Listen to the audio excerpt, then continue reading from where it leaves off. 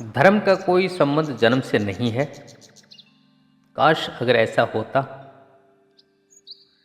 धर्म इतना आसान होता कि जन्म से ही मिल जाए,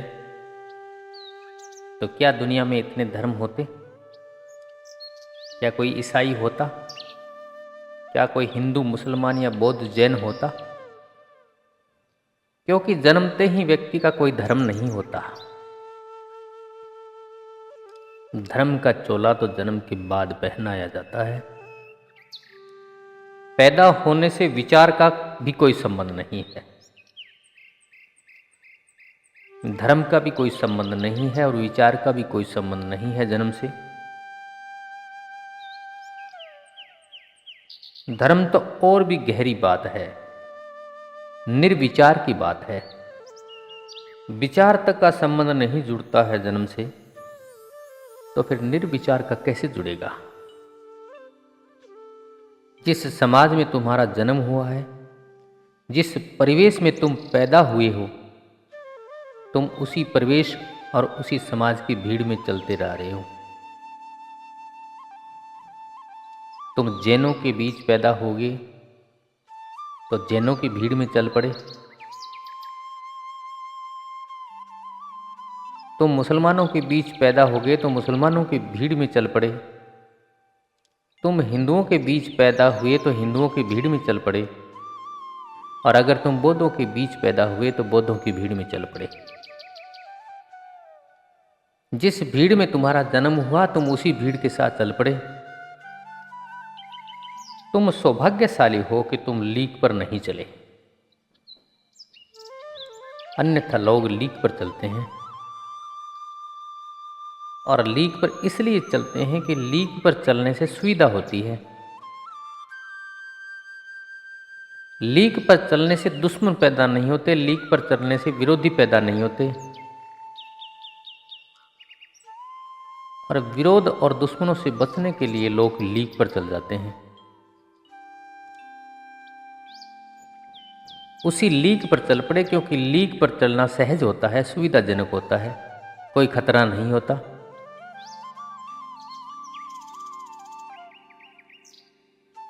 और तुम भी चल पड़े भीड़ में। भीड़ में सुविधा है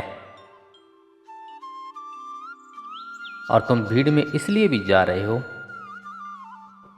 क्योंकि तुम्हारे पिता भी जा रहे हैं, तुम्हारी माँ भी जा रही है, तुम्हारे भाई भी जा रहे हैं, तुम्हारे बहनें भी जा रहे हैं, तुम्हारे सखा मित्र भी जा रहे हैं, तुम्हारा परिवार भी जा रहा है भीड़ में, इसलिए तुम भी भीड़ पर चल पड़े। सब जा रहे हैं तो मैं क्यों न जाऊं? बस यही मार खा गए। भीड़ से हटकर अगर तुम अलग चलते हो तो शंका पैदा होती है, संशय पैदा होती है, चिंता पैदा होती है, दुविधाएं पैदा होती है, असुविधाएं पैदा हो जाती है। और सोचते हो कि कहीं मैं गलत तो नहीं जा रहा। जब भीड़ में कोई चल रहा है तो लोग कह रहे हैं अच्छी बात है, सबके साथ चल रहा है, ठीक ही काम कर रहा है। बस यही सोच करके आनंद है कि भीड़ का प्रत्येक व्यक्ति यही सोच रहा है कि वह हमारे साथ चल रहा है। और चलने वाला व्यक्ति भी यही सोचता है कि जब इतने सारे लोग चल रहे हैं तो मैं भी चल रहा हूं, क्योंकि इतने सारे लोग गलत कर रहे हैं तो कोई चिंता नहीं, सही कर रहे होंगे। भीड़ में एक तरह की सुरक्षा है, लेकिन भीड़ तुम्हें भेड़ बना देती है। और जो भेड़ बन गया वह क्या परमात्मा को पा पाएगा? क्या वह सत्य से साक्षात हो जाएगा? क्या परख कर सकेगा वो सत्य की? क्या वो ज्ञान के दिए की रोशनी का दर्शन कर पाएगा? उसे पाने के लिए तो सिंह होना पड़ता है, सिंह नाद करना पड़ता है, उसके लिए तो चलना पड़ता है अपना ही रास्ता बनाकर। हाँ, ऐसा भी हो सकता है कभी कभी जब तुम्हें किसी सिंह की दहाड़ सुनाई पड़ जाए तो तुम्हारे भीतर सोया हुआ सिंह जाग जाए। तोतों की बातें सुनकर ज्यादा से ज्यादा तुम तोते हो सकते हो, बस और कुछ नहीं हो सकते। सिंह की दहाड़ सुनकर शायद तुम्हारी छाती में सोई हुई जन्मों जन्मों से जो प्रतिभा है शायद अंकुरित हो उठे, शायद जागृत हो जाए। एक बूढ़े सिंह की कहानी, जिसने एक दिन देखा कि एक जवान सिंह भेड़ों के बीच घसर फसर भागा जा रहा है। वह बड़ा हैरान हुआ, ऐसा चमत्कार कभी देखा न था उसने। और भेड़ें उससे बिल्कुल भी परेशान नहीं, उसी के साथ भागी जा रही है। उस बूढ़े सिंह को देखकर भाग रही है सारी भेड़ें, और वह जवान सिंह उन भेड़ों के बीच में भागा जा रहा है उनके साथ। बूढ़े से रहा न गया, दौड़ा, तेज दौड़ा और बड़ी मुश्किल से उसको पकड़ पाया। पकड़ा सिंह को, जवान सिंह को पकड़ा। और जब जवान सिंह को बूढ़े सिंह ने पकड़ा तो वो मिमियाने लगा, गिड़गिड़ाने लगा। और वो इसलिए गिड़गिड़ाया क्योंकि संयोग से वह भेड़ों के बीच में ही बड़ा हुआ था। उसकी माँ एक छलांग लगा रही थी एक टीले से दूसरे टीले के बीच, और अनायास बच्चे का जन्म हो गया। माँ तो छलांग लगाकर चली गई, बच्चा गिर पड़ा और नीचे भेड़ों का एक झुंड था, उसी में रह गया। वो बच्चा उसी में बड़ा हुआ, घास फूस चरता रहा और भेड़ों की भाषा सीखी उसने, रिरियाना मिमियाना सीखा, डरना घबराना सीखा। सारे के सारे गुण भेड़ों के उसने ले लिए। उसे याद भी आए तो कैसे आए कि मैं सिंह हूं। उसको चेताए तो कौन चेताए। सारी की सारी भेड़ें भागती थी सिंह को देखकर, तो वह भी भागता अपने वालों के साथ। और जवान सिंह का अपना कौन, वो भेड़े। लेकिन इस बूढ़े सिंह ने उसको पकड़ लिया। वह गिड़गिड़ाने लगा, पसीना पसीना हो गया। जवान सिंह पसीना पसीना हो गया। बूढ़े सिंह ने कहा कि तुम शांत हो जाओ, मगर वो कहे कि मुझे छोड़ो, मुझे जाने दो, मेरे साथ वाले लोग जा रहे हैं और तुम मुझे रोक रहे हो। मुझे जान बख्शो, मुझे माफ करो। मगर बूढ़ा सिंह नहीं माना। वह उसे घसीटकर तालाब के किनारे ले गया और कहा कि झांक तालाब में और देख मेरा चेहरा और तेरा चेहरा। और जब डरते डरते कांपते कांपते जब जवान सिंह ने तालाब में अपना चेहरा देखा, बस एक क्षण में क्रांति घट गई। एक क्षण में एक दहाड़ उठी।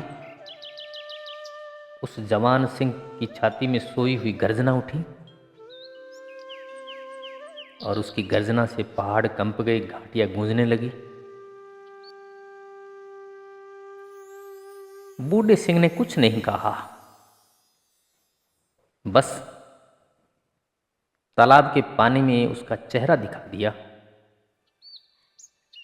उसके चेहरे पर ढकी हुई वो नकाब, वो कायरता की नकाब बूढ़े सिंह ने हटा दी और जवान सिंह को दिखाई पड़ गया कि अरे मैं भी भेड़ों में जी रहा हूं। मैं तो ऐसा ही हूं जैसा ये शेर है। मैं तो वैसा ही हूं जैसा ये बूढ़ा शेर है। बस इतना बोध काफी था।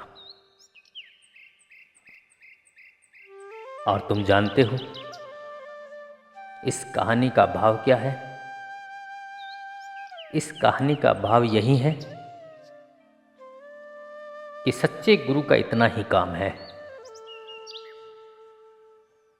सच्चा गुरु तुम्हें पकड़ ले और इस कदर पकड़ ले कि तुम कितने भी मिमियाओ रिरियाओ भागो और वह पकड़कर तुम्हें तालाब के पानी पर ले जाए, किसी दर्पण के पास ले जाए और अपना चेहरा दिखा दे। उस गुरु के सारे वक्तव्य दर्पण है, उसकी मौजूदगी दर्पण है, उसका सत्संग दर्पण है। वह तो बस तुम्हें अपना चेहरा पहचानने की व्यवस्था कर रहा है और एक ही उपाय है कि वह अपनी अंतरात्मा तुम्हारे सामने उघाड़ कर रख दे और तुम देख सको कि अरे यही तो तेरे भीतर है और यही मेरे भीतर है।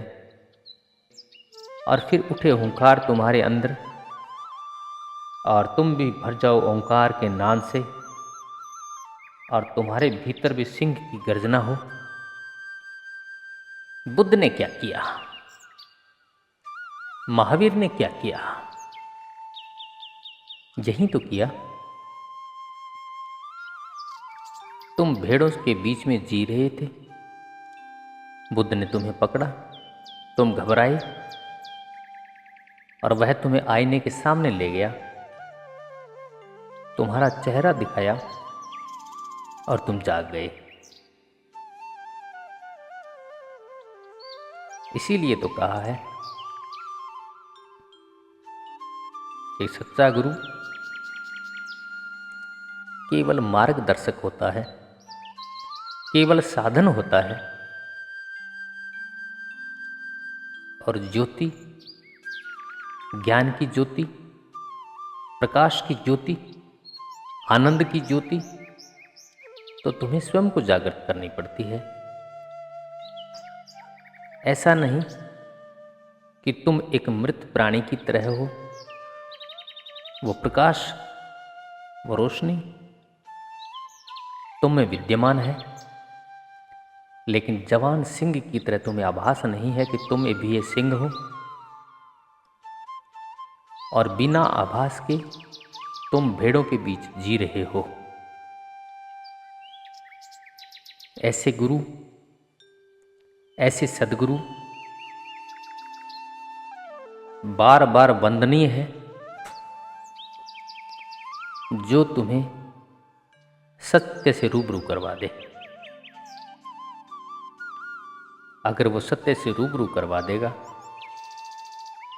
तो फिर तुम में उस जवान सिंह की तरह एक धाड़ पैदा होगी और तुम्हारी सत्य की धाड़ से पूरी घाटियां गूंज उठेगी।